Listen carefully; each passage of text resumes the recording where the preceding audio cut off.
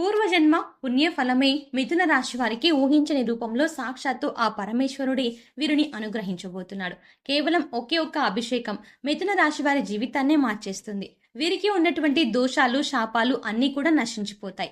అయితే మిథున రాశి వారు చేయవలసిన అభిషేకం ఏమిటి?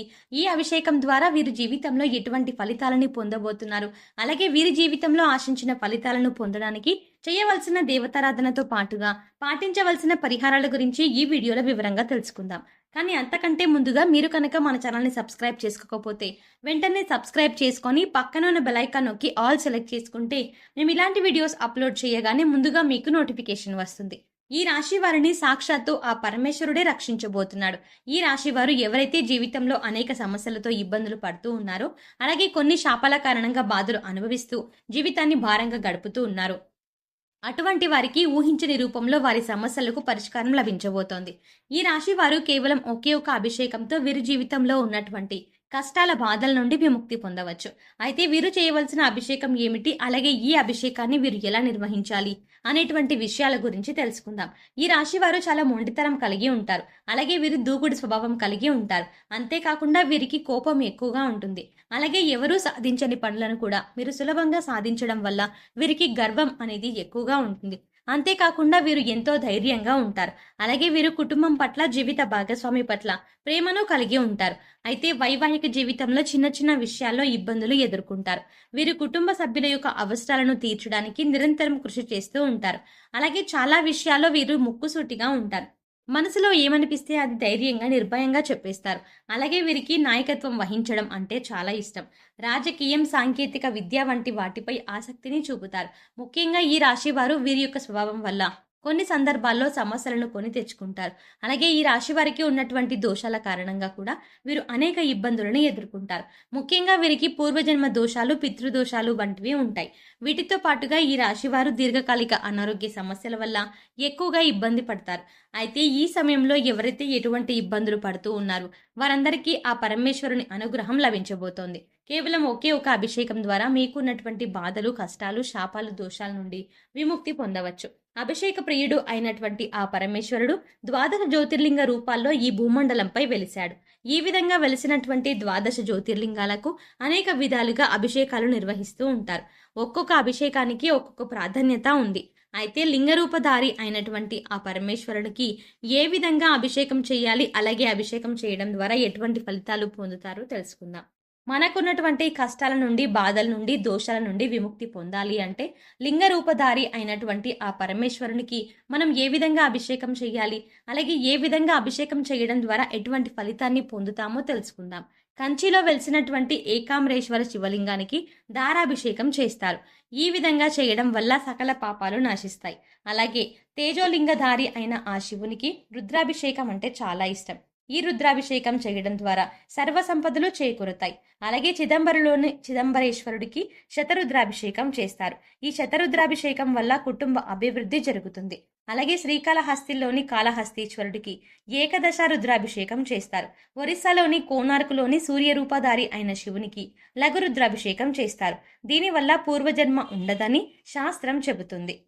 అలాగే చంద్రనాథ రుద్రానికి అంటే చంద్రనాథ లింగానికి మహారుద్రాభిషేకం చేస్తారు.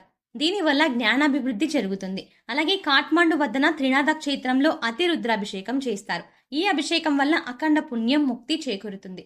అలాగే శివలింగానికి ఆవు పాలతో అభిషేకం చేయడం ద్వారా సంతాన ప్రాప్తి కలుగుతుంది. అంతేకాకుండా బిల్వపత్రం ఉంచిన నీటితో అభిషేకం చేయడం ద్వారా ఆయువు, ఆరోగ్యము అభివృద్ధి చెందుతుంది.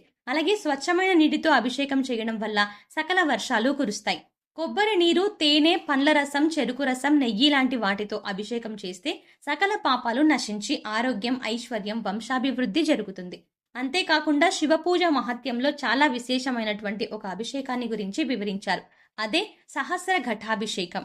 ఈ సహస్ర ఘటాభిషేకంలో 1296 కలశాలతో అద్భుతంగా శివునికి అభిషేకాన్ని నిర్వహిస్తారు. ముందుగా ఈ అభిషేకానికి 1296 కలశాలను సిద్ధం చేసుకుంటారు. తర్వాత వాటిని శుద్ధి చేసి వాటికి విభూదిని రాసి బొట్లు పెట్టి తర్వాత అష్టగంధం, సుగంధ ద్రవ్యాలు, అలాగే పంచామృతాలు అన్నింటినీ కలిపి అభిషేక జలాలను సిద్ధం చేసుకుంటారు. ముందుగా సిద్ధం చేసుకున్న ఘటాలన్నింటికి ధూపాన్ని వేస్తారు. తర్వాత వాటన్నింటినీ ఒక క్రమ పద్ధతిలో ఉంచి తయారు చేసినటువంటి అభిషేక జలాన్ని ఆ కలశాల్లో నింపి పూజా కార్యక్రమం నిర్వహిస్తారు. ఆ తర్వాత ఆ 1296 కలశాలతో లింగరూపధారి అయిన ఆ పరమేశ్వరునికి అభిషేకం చేస్తారు. ఈ విధంగా అభిషేకం చేయడం వల్ల పూర్వజన్మ దోషాలు, సర్పదోషాలు, పితృదోషాలు వంటివన్నీ కూడా తొలగిపోతాయి. అయితే అందరూ ఈ సహస్ర ఘటాభిషేకాన్ని నిర్వహించలేరు. ఎందుకంటే వారి వారి ఆర్థిక ఇబ్బందులు, అలాగే వారి యొక్క జీవన శైలి, అలాగే ఇతర సమస్యల వల్ల అందరూ కూడా ఈ అభిషేకాన్ని నిర్వహించాలంటే సాధ్యం కాదు. కాబట్టి ఈ రాశి వారికి కేవలం ఒకే ఒక్క అభిషేకంతో ఆ పరమేశ్వరుడి యొక్క అనుగ్రహం ఏ విధంగా పొందాలో తెలుసుకుందాం. ఈ రాశి వారు కేవలం ఒకే ఒక్క అభిషేకం చేయడం వల్ల వారికి ఉన్నటువంటి కష్టాలు, దోషాలు, శాపాల నుండి విముక్తి పొందవచ్చు. అలాగే ఈ రాశి వారికి ఈ అభిషేకం చేయడం చాలా సులభం. ఎందుకంటే ఈ అభిషేకానికి అధికంగా ధనాన్ని ఖర్చు చేయాలన్న అవసరం లేదు. కేవలం మీ యొక్క భక్తి శ్రద్ధలు మాత్రమే ఈ అభిషేకానికి అవసరం. కాబట్టి ఇటువంటి అభిషేకాన్ని చేయడం ద్వారా మీ జీవితంలో మార్పును పొందవచ్చు. అయితే ఈ రాశి వారు పాటించవలసిన అభిషేక విధానం గురించి తెలుసుకుందాం. ముందుగా శ్రేష్టమైన పుట్టమట్టిని తీసుకోండి. తర్వాత శ్రీగంధం చెక్కను తీసుకొని దాన్ని నూరి గంధాన్ని తీయండి. తర్వాత ముందుగా తీసుకున్నటువంటి పుట్టమట్టిలో ఈ శ్రీగంధం కలపండి. ఈ విధంగా కలిపి ఆ పుట్టమట్టితో ఒక శివలింగాకృతిని తయారు చేయండి.